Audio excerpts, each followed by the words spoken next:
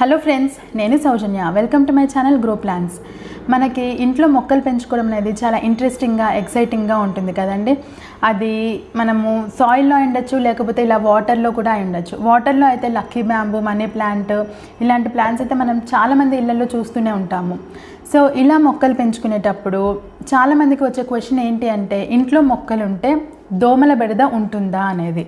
So మనము ఎలాంటి జాగ్రత్తలు తీసుకుంటే దోమలు అనేవి అటాక్ కాకుండా ఉంటాయి, ఇంట్లో మొక్కలు పెంచుకున్నా కానీ దోమల బెడద లేకుండా ఎలాగ పెంచుకోవాలి అనేది మీకు ఈ వీడియోలో క్లియర్గా ఎక్స్ప్లెయిన్ చేస్తానండి. అంతేకాకుండా మస్కిటో రిపెలెంట్ ప్లాంట్స్ ఏంటి అనేది కూడా మీకు ఈ వీడియోలో చూపిస్తాను. సో తెలుసుకుందామా అండి.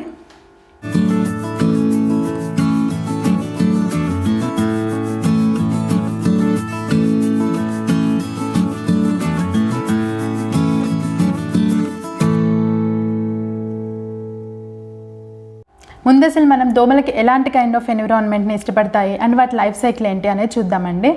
సో దోమలకి వెట్గా ఉండడము, స్టాగ్నెంట్ వాటర్ ఉండడము, మురికిగా ఉండడము ఇలాగా ఉంటే ఏంటంటే దోమలు చాలా బాగా ఈజీగా గ్రో అవుతాయి. అండ్ వాటి లైఫ్ సైకిల్ ఏదైతే ఉంటుందో, ఎగ్స్ నుంచి లార్వా నుంచి ప్యూపా నుంచి అడల్ట్ స్టేజ్ ఏవి కూడా బ్రేక్ కాకుండా హ్యాపీగా పెరుగుతాయి అన్నమాట. సో ఏంటంటే ఫస్ట్ థింగ్ ఏంటంటే మనము అవి ఇష్టపడే ఎన్విరాన్మెంట్ లేకుండా చూడడము, నెక్స్ట్ వచ్చేసి వాటి లైఫ్ సైకిల్ని బ్రేక్ చేయడము. సో అవి ఎలాగ చేయాలి అని అంటే, ఫస్ట్ మనము వాటికి wet stagnant kind of environment ఇష్టమో అని అనుకున్నాం కదా. సో ఇలాంటి మొక్కలు పెంచుకున్నప్పుడు మనకి అసలు వెట్ సర్ఫేస్ ఉండే ఛాన్స్ లేదు. ఇలాంటి మొక్కలకైతే ఇబ్బంది ఉండదండి. అదే మనం tropical rain forest plant like anthurium, peace lily అనుకున్నాం అనుకోండి, వాటికి ఏంటంటే అవి మాయిస్ట్ లవింగ్ ప్లాంట్స్ కదా అని చెప్పి మనం వాటర్ పోస్తూ ఉంటాము. సో పైన మాయిస్ట్ పక్కన పెట్టేసి అది వెట్గా సాగిగా తయారవుతుంది. సో మొక్క కండిషన్ని పక్కన పెడితే అది ఫస్ట్ ఆఫ్ ఆల్ దోమ లైక్ చేసేలాగా తయారవుతుంది అనమాట. సో మనము అలా కాకుండా చూసుకోవడం ఒక విషయం అయితే, మనం దానిపైన డిఫరెంట్ కైండ్ ఆఫ్ పెబల్స్ వస్తున్నాయి కదా, ఇప్పుడు వీడియోలో చూస్తున్నారు కదా, చిన్నవి పెద్దవి డిఫరెంట్ కలర్స్లో. సో ఆ పెబల్స్ది ఒక లేయర్ వేసేసామనుకోండి, సో దోమ వెళ్ళడానికి కూడా మనకు అసలు ఆస్కారం ఉండదు. ఈ ఎగ్స్ లే చేయడం కానీ ఇవన్నీ జరగవు అనమాట. సో అలాంటి ట్రాపికల్ రెయిన్ ఫారెస్ట్ ప్లాంట్స్కి మీరు పైన ఒక పెబల్ అరేంజ్మెంట్ చేసుకుంటే బాగుంటుంది. ఇలాంటి మొక్కలకైతే ఎలాగూ పైన సాయిల్ అనేది డ్రైగా ఉంటుంది కాబట్టి మనం ఎలాగూ అలాంటి ప్రాబ్లం ఫేస్ చేయము. అండ్ నెక్స్ట్ వచ్చేసి మనము వాటరింగ్ చేసుకుంటాం కదా, వాటరింగ్ చేసుకున్నాక కింద డ్రైనేజ్ ప్లేట్లోకి వాటర్ వస్తుంది అండ్ కొంతవరకు సాయిల్ కూడా వస్తుంది. సో దాన్ని మనం అలాగనే విడిచిపెట్టేస్తే, మొక్క సంగతి పక్కన పెడితే, అది దోమలకి అగైన్ మళ్ళీ అదొక హౌస్ తయారవుతుంది అనమాట. దాంట్లో కూడా దోమలు తయారవుతాయి. సో ఈ వీడియోలో చూపించినట్టు మీరు నీట్గా ఆ మొక్కని పైకి తీసేసి ఆ డ్రైనేజ్ ప్లేట్ని తీసి దాన్ని నీట్గా క్లీన్ చేసుకొని మళ్ళీ పెట్టేసుకుంటే అది నీట్గా ఉంటుంది, దోమలు అనేవి అటాక్ కావన్నమాట. ఇది సెకండ్ టిప్ అండి.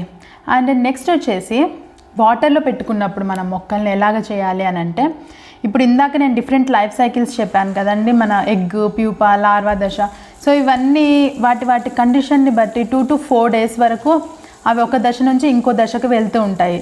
సో మనం ఆ లైఫ్ సైకిల్ని బ్రేక్ చేయాలన్నమాట.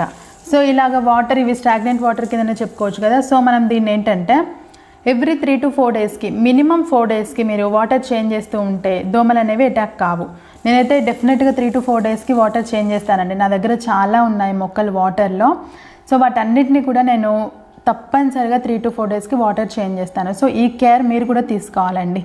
నెక్స్ట్ వచ్చేసి ఏదైనా లీవ్స్ పాడైపోయినాయి, పండిపోయినాయి ఉన్నాయనుకోండి, వాటిలో ఒక కైండ్ ఆఫ్ మాయిస్ట్ అండ్ ఒక rotten smell different kind of తయారవుతుంది కదా, అవి దోమలకి చాలా ఇష్టపడతాయి అండ్ అప్పుడు కూడా దోమలు తయారవుతాయి.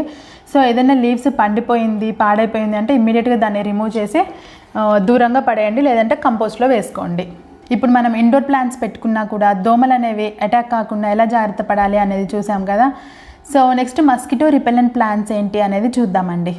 మస్కిటో ఏ సెన్సెస్ని యూజ్ చేసి టార్గెట్ని గుర్తిస్తుందో, అంటే different kind of temperature changes అయి ఉండొచ్చు, లేకపోతే మనం ఎక్సేల్ చేసే కార్బన్ డైఆక్సైడ్ అయి ఉండొచ్చు, అది టార్గెట్ని గుర్తించడానికి ఎలా అయితే యూజ్ అవుతుందో అలాగనే అదే సెన్సెస్ కొన్ని రకాలైనటువంటి కెమికల్స్కి రిపెల్ అవుతాయి అన్నమాట.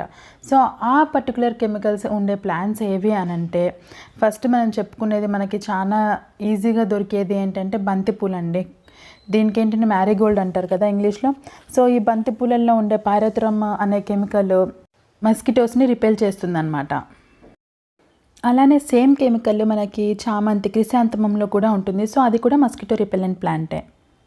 అండ్ నెక్స్ట్ ప్లాంట్ వచ్చేసి తులసి అండి. బాసిల్ అంటారు కదా, అది రామ తులసి అయినా లేకపోతే మనం పూజ చేసే తులసి అయినా కానీ రెండు కూడా మస్కిటోస్ని రిపెల్ చేస్తాయి. సో మస్కిటోస్కి నచ్చని కెమికల్స్ బాసిల్లో 4 కైండ్ ఆఫ్ కెమికల్స్ ఉంటాయండి. సో చాలా బాగా పనిచేస్తుంది. ఈవెన్ అవుట్డోర్ మీకు వాటర్ గార్డెన్ ఉంటే దాని చుట్టూ హెడ్డెస్ లాగా పెట్టుకుంటే కూడా బాసిల్ దాని లార్వా దశలోనే అవే అంతరించిపోతాయి అన్నమాట మస్కిటోస్. నెక్స్ట్ మనకి బాగా తెలిసిన ప్లాంట్ వచ్చేసి పుదీనా అండి. పుదీనా కూడా మంచి mosquito repellent plant.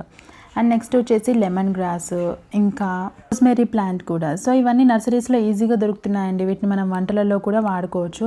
So basic steps అండి ఇవన్నీ. బేసిక్ థింగ్స్ మనం ఫాలో అయితే మస్కిటోస్ని మనము ఇండోర్ ప్లాంట్స్కి దూరంగా పెట్టచ్చు, అవుట్డోర్కి కూడా దూరంగా పెట్టచ్చు. సో అదండి ఈ వీడియో. ఇందులో ఏంటంటే ఒక 4 to 5 టిప్స్ ఉన్నాయండి. ఈ జాగ్రత్తలు తీసుకుంటే డెఫినెట్గా దోమల అటాక్ అనేది ఉండదు. అండ్ ఇంట్లో మీరు హ్యాపీగా డిఫరెంట్ కైండ్ ఆఫ్ మొక్కల్ని ఎంజాయ్ చేయొచ్చు. అండ్ వాటర్లో కూడా మీరు మొక్కలు పెంచుకోవచ్చు. సో ఈ జాగ్రత్తలు తీసుకొని సేఫ్గా మీరు ఇండోర్ ప్లాంట్స్ని పెంచుకుంటారు అని నేను అనుకుంటున్నాను. అండ్ మీకు ఈ వీడియో నచ్చింది, హెల్ప్ అవుతుంది అని నేను అనుకుంటున్నాను. మీకు ఈ వీడియో నచ్చితే కనుక లైక్ చేయండి, షేర్ చేయండి. And please subscribe to my channel grow plans. Thank you.